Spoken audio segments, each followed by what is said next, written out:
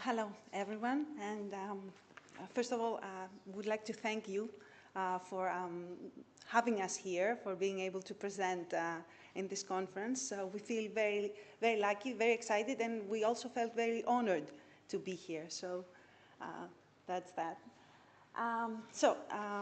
What we are going to present, what we're going to discuss, is how online resources offer interpreting students and graduates practice opportunities and how they help them prepare for their work as interpreters. And the other thing is to present to you how we have incorporated OERs and the use of technological enhanced learning to structure our own course. Then the second thing is that we wish to share our ideas about how internships might be shaped in the future with the evolution of ICT tools and online collaboration for interpreting practice. But we probably, before going into this, we should probably say a few words about Glossologia and about the setting in which we work with. Glossologia is a private school of interpreting and translation and interpreting. It was founded in 2004. It's based in Athens, didn't say that. And the interpreting course was introduced in 2005. Now, the translation course is offered both online, aside from in-house, it's also offered online through a distance learning platform. And moreover, ICT tools and online modes of attending a class are utilized, not only to assist in-house students when they cannot be physically present in the classrooms, using video calls, for example, but also we organize lectures and virtual classes from translator trainers who are in different countries. So the environment of the school is ICT friendly. Now the interpreting course is available only in-house, but our goal and our aspiration is to actually develop and construct our own material using the distance learning platform of the school to apply a flipped classroom approach when teaching the basic interpreting theory. Because we also believe, as it was repeatedly mentioned in these 2 days, that interpreting cannot be entirely taught online. We believe that students need classroom interaction, they need classroom practice, and as well as constant feedback from a trainer or a tutor. And at least during the first stage of their studies, when trainees are being introduced to all the basic concepts and start practicing the necessary skills. But going back to our course, the duration was, when Glossologia started the interpreting course, the duration was 2 years. Now we offer a 1-year course. That was basically a school decision, partially mandated by necessity.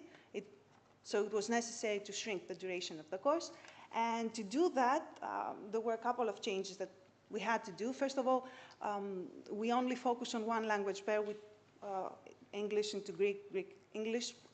There's no actual practice of a C language within the basic course. So it's an additional extra hours.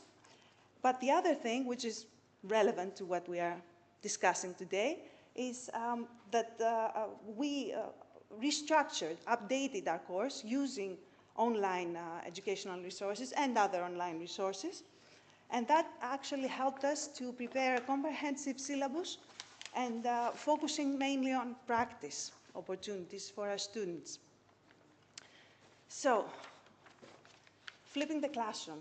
This is obviously not a new idea or a new concept, but how we have used this approach is that instead of lecturing, we have incorporated historical, cultural, current affairs, and other essential information in relation to the background and encyclopedic knowledge that we expect our students to have. So we have incorporated all that classwork and student projects using online resources, either educational or not. And that way we teach historical and cultural aspects while students are practicing their public speaking, memory, note-taking, or actual interpreting skills, other interpreting skills. So the practice opportunities this way are increased, and this allows for more in-class interaction and for more feedback. We ask our students to prepare in advance using OERs for various activities and projects performed in class with the aim to help them improve their research skills, particularly when preparing for specific subjects and for specialized terminology. And to that end, for example, the Yale Open Courses or the Harvard lectures have been particularly helpful for us. But we should also mention that as trainers, we have benefited from using online resources in general, and because there are a number of articles, of videos, of recorded conferences, of workshops that a trainer can benefit from to find out about the latest news in the field, to get new ideas, to apply innovative methods. And we have been using online resources to enhance our lesson structure. And obviously, ORCIT has been invaluable to that end to us. It was a great help. It made us feel a lot more comfortable and sure at what we were doing. So again, thank you for that. Now, beyond the classroom and MOOCs, we encourage our students to use OERs and MOOCs for preparing or for actual practice. And our hope is that we'll become accustomed to learning in this way. It's just like Mrs. Papa said in the morning, learning to learn. The idea is that we can help them to become more inventive and more resourceful when it comes to using OERs for their preparation for, again, afterwards, after the class, for preparing in their professional lives. We believe that, for instance, it is important, as an example, when a student or a novice interpreter starts working for a certain discipline, then participating in a MOOC on the subject would help them learn the necessary terminology, acquire the terminology, the jargon, and familiarize themselves with the main ideas they have to work with. And also, they might also be able to prove to future employers that they are indeed relevant to the subject, to the topic they will be called to interpret. And I think that was very close to what was discussed in the morning as an idea, using MOOCs for further, for other than interpreting practice, but to to acquire more terminology. So MOOCs are not actually part of our curriculum, of our syllabus, but we advise our students to use them and we guide them towards possible platforms such as FutureLearn or Coursera, that was also mentioned. So incorporating online resources to the curriculum is generally not a new idea. Over the past years, various universities have included MOOCs into their curriculum and students can earn credits that count towards their final degree. This has led to a discussion about how the quality of MOOCs can be guaranteed and safeguarded, what one defines by MOOC, because the number of participants, for example, might range from 30 to thousands, and of course the assessment of students.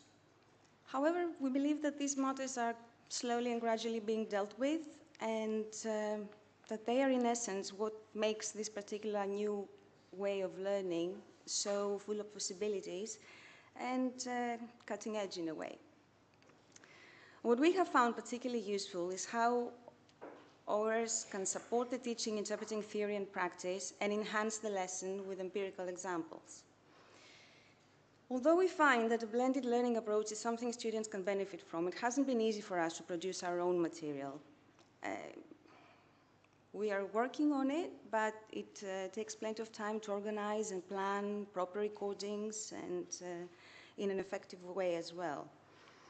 So OERs available for interpreter training have helped us gain time until we finally managed to complete all the necessary preparations to that end. And as was mentioned, also, they have helped us structure our course design in a better and more effective way. And we have used ORCIT, we have used the MCI, the ITR, and various other resources as well. Interpreting theory teaching is enriched with OERs as well as supported by empirical examples.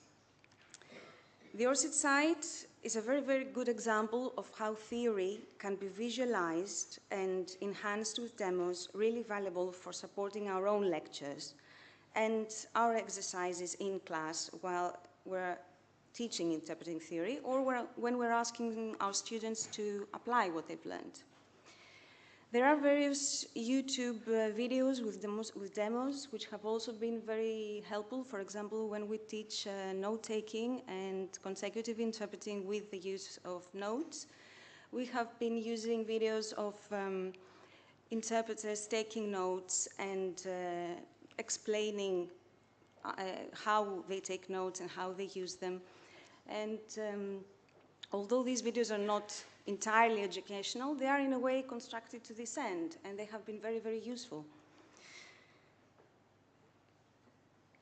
Students can also watch demos with good and bad practices regarding interpreting, consecutive and simultaneous, which they consequently try to incorporate into individualized performance exercises, receiving feedback from ourselves as well as their peers.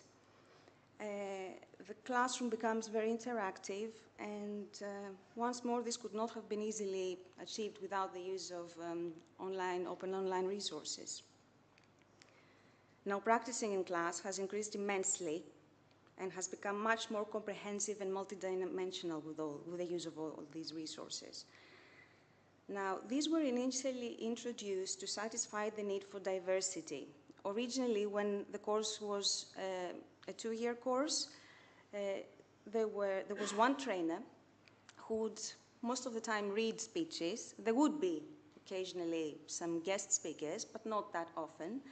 And it wouldn't have the multidimensional quality that we are trying to insert after it was shrunk into 1 year.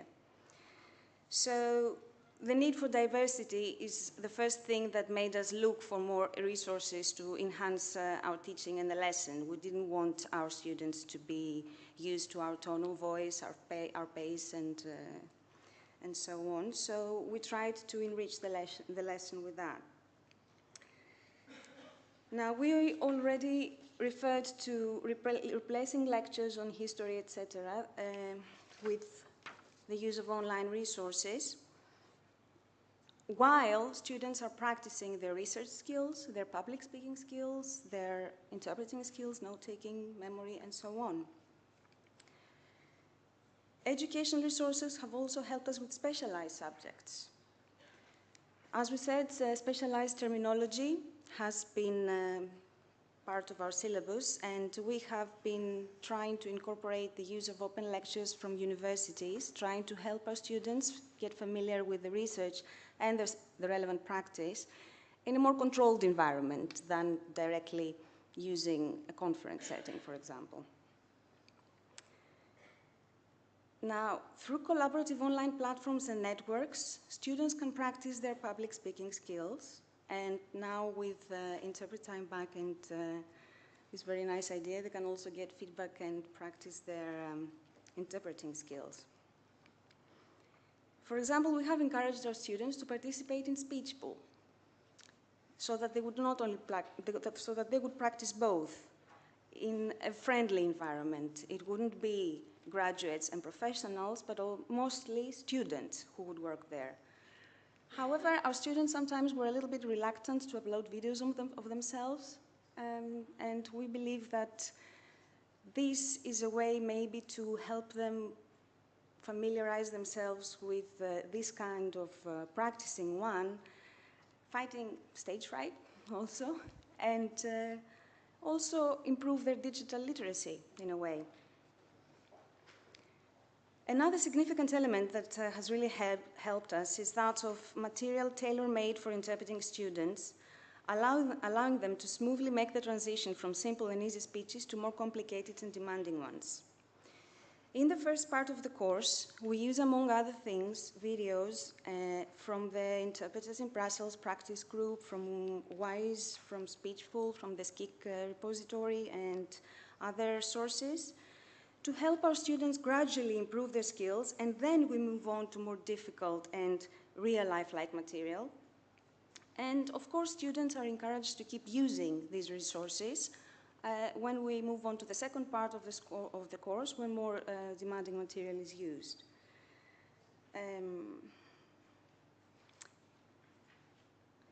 Regarding what was mentioned earlier about how you can control this, we would like just to say that we don't give them all the material immediately. We try to give it to them gradually and slowly. Of course, the first reaction someone would have nowadays when they hear about something new is to Google it, and inevitably they will find the ORCIT and they will want to go, through the whole site in one go. But when we first start having the lesson, we make it clear that even if they do that, they should focus only on the stages that we ask them to.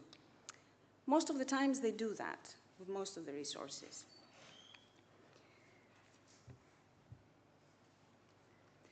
Now, online resources have also made the interpreting classroom activities far more similar to what students will face when they work as professional interpreters. They have allowed us to help our students practice with various different accents. This is something that every interpreter will have to face eventually, so we believe practicing in class with the use of videos and audio input and feedback from the trainer can help students be more confident later on and know how to prepare. Some of these resources are not educational. For example, we use the UN Web TV or the Europarlament TV or TED Talks, and we urge our students to get familiar with the very intense accents with YouTube videos, and this has helped them a lot. Another thing on which students can practice with the use of online resources are trained speakers. This is one of the challenges that would not be easily demonstrated and dealt with in the classroom without the number of resources available online. TGV speed speakers is also something students will eventually have to deal with when they become professionals, so practicing through online resources in class is absolutely necessary in our view. Now, regarding the stress factor, organizing mock interviews among students or with guest speakers is something we have used aiming to help your students manage stress, as well as their public speaking and preparation and research skills. It's one thing practicing with a group of people you're familiar with in the classroom, and another, feeling exposed to someone you see for the first time. However, it's not always easy to organize a mock interview at the school premises, so we're thinking of incorporating in the syllabus mock interviews through online feed, through video feed. Having a speaker on the screen will definitely increase the stress, something unavoidable in interpreting.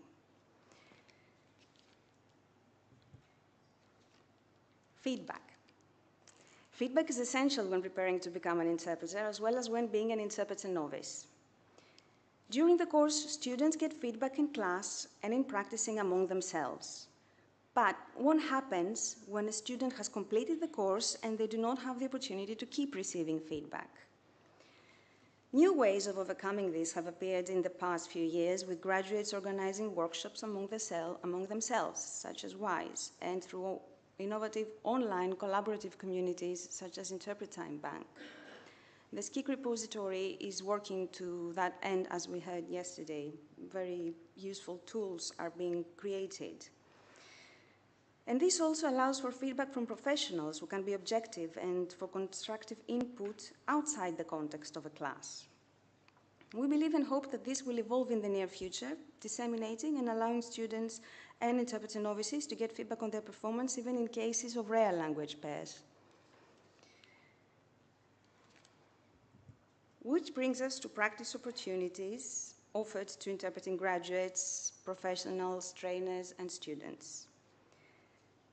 Now, our students in the past have strongly expressed their anxiety regarding lack of practice and carrying on with the work we have been doing in class after they have completed the course. worrying that until they find work as interpreters and they start to work regularly, they might go a bit rusty and they might lose some of the advantages that they have gained during the course. This was mentioned also by the girls from Interpreting Bank yesterday with a very personal experience example. In theory, not only students, but also professional interpreters need to be practicing their skills every day. We recently watched a video by Elizabeth Tiselius where she put it very, very eloquently. She said that interpreters need to practice their skills every day, just like professional musicians. Now, all of the OERs, blogs, and online resources aiming to help interpreting students can be utilized by professionals and novices to polish their skills. The most interesting and beneficial are the interactive tools which offer feedback by professionals. And at this point, we need to stress that it's not only those who receive the feedback who can benefit from such an exchange, but also those who provide feedback. They can also remember their skills, they can engage with the process, and this will definitely help them not go rusty, maybe. Trainers can also benefit, as was mentioned by Eleni, from various resources, studies, articles, workshops. There are so many things available online, and they have been a great help for us as well. So, not only interpreting graduates and professionals, as well as institutions, have identified the need for further practice and feedback, but everyone is also getting organized to this end. Online collaboration is a reality, and we can only hope that it will evolve and disseminate, becoming as widespread and inclusive as possible. Internship for interpreting students is also a matter we think can be boosted with the help of online collaborative tools. We would also like to share our idea about a new way which we think is what will eventually take place in the future regarding online resources and internships in the light of the rapid developments in online collaboration. Throughout the conference, the concern keeps coming back: how do we help our students, the graduates of universities, those who have completed the course, get work, find work, and gain hours and practice and work as interpreters. So far, students and novice interpreters can benefit from internships with the use mainly of silent booths, mock conferences, and shadowing, which are extremely useful, and they can certainly offer students and novices a glimpse into the actual market setting. They also help them to gain experience and increase their psychological and strategic competence. They can occasionally even lead to someone working for the organization or the business which is participating in the internship process. However, these are often limited in time and do not provide the constant practice an interpreter novice needs, nor the experience an intern would get in another setting. For example, in a translation company, an intern would start from a simpler post with supervision and work their way up. At the AIC side, this particularity is also described. They say that internships outside conference interpreting tend to involve the intern observing a professional and/or carrying out small isolated parts of the professional skill. Any work produced for customer consumption would be heavily supervised. In conference interpreting, this cannot apply, as once you turn on the microphone, no one can check your work before it reaches the client. Therefore, when a student graduates and starts looking for work, it can prove quite difficult to find employment. Companies may be reluctant to hire someone with no experience, and also sometimes this might also lead to abuse regarding payment, for example. We believe that online internship opportunities can provide an alternative and help students be ready to work side by side with professional interpreters, as well as prove this to potential employers. The first idea is that, of course, I need to highlight that this should be created through the institutions so that the quality will be guaranteed and safeguarded. And also they have the know-how, and it's necessary that someone like that carries on such a process. It's not something that anyone would do. So the first idea regarding the future shape of internship, based on ICT tools and online collaboration, is that a student or a graduate will be able to use the online tools for practice or online workshops to get feedback and to create a portfolio in a way, just like an artist would do. So this, perhaps, would help with the employer having kind of a sample of their work. The next idea is that perhaps, since there are already online collaboration tools and communities where novices practice and gain feedback, they could be collecting credits. A system of collecting credits could be created, providing a more formal setting of such a venture. It's not, of course, something that could be created overnight, but advances in ICT consider it's not a matter of whether such a venture is possible, but how. Interpreting experts, remote interpreting experts, might also assist in matters regarding technical specifications and operational and quality requirements. This could cover one of the main goals of internships, namely to offer experience at a professional level.